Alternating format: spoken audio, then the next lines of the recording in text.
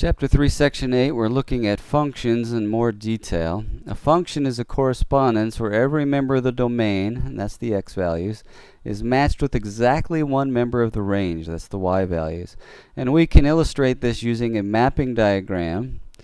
And there's our domain and range. And we can show that our domain is -2, -1, 0, +1, +2. Our range is -4, -2, 0, 2, 4.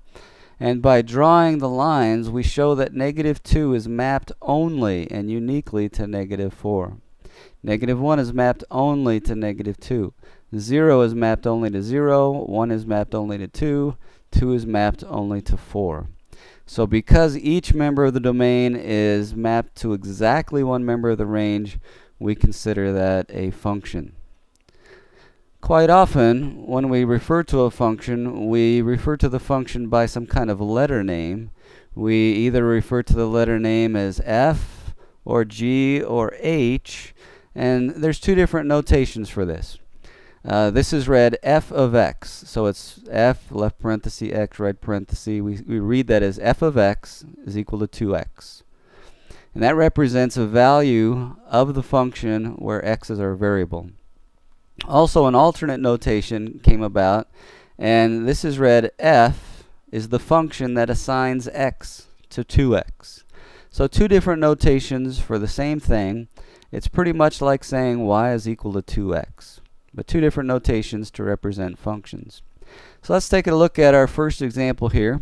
We want to find the range of a given function if the domain is 1, 2, and 3.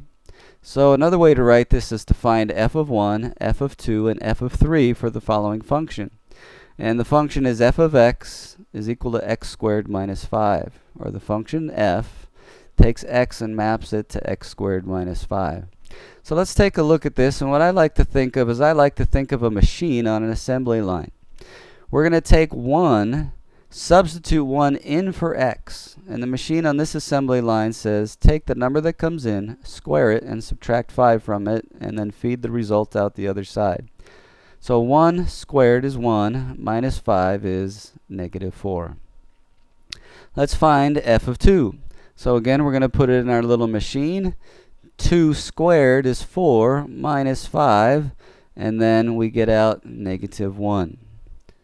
And then when we do our next point, find f of 3, we're going to put 3 into this particular machine. And that's going to be 3 squared, which is 9, minus 5, and that gives us 4. So here's the machine that generates our numbers in our function. We have 1 is mapped to -4, 2 is mapped to -1, and 3 is mapped to 4 in this particular function. What we're asked to do is to find the range. So the range, again, the domain was the x values, 1, 2, and 3. That was given to us, 1, 2, and 3.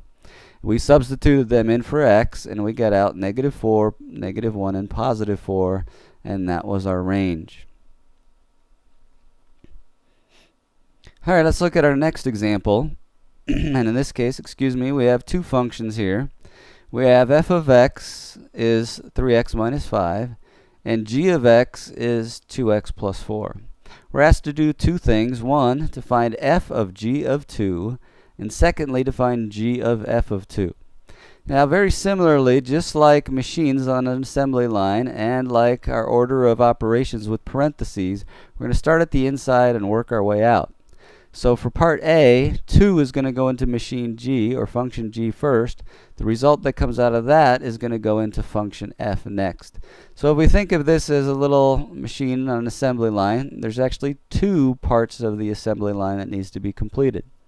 So let's substitute 2 in for x to function g first. 2 times 2 is 4, plus 4 more is 8. That 8 is going to go into the next function, f of x, in place of x. So 3 times 8 is 24, minus 5, and our end result is 19. So f of g of 2 is equal to 19. All right, what we want to do is to reverse the process.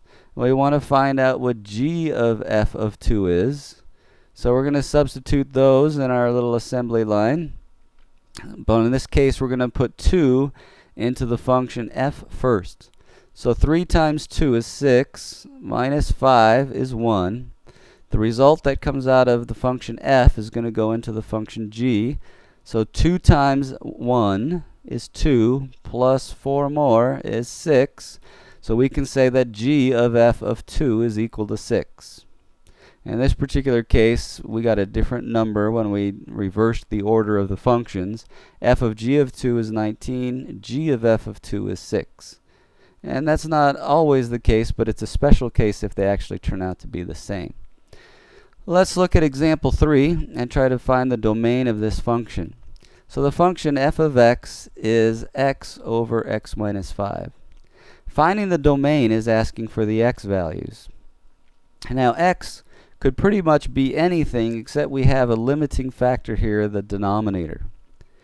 If x was positive 5, 5 minus 5 would give me 0, and that would cause some kind of problems.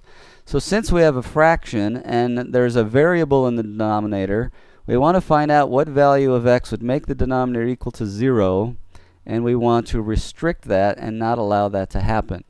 So in this case, we do not want x to be positive 5, because 5 minus 5 would give us 0 in the denominator, and you can't have 0 in the denominator of a fraction.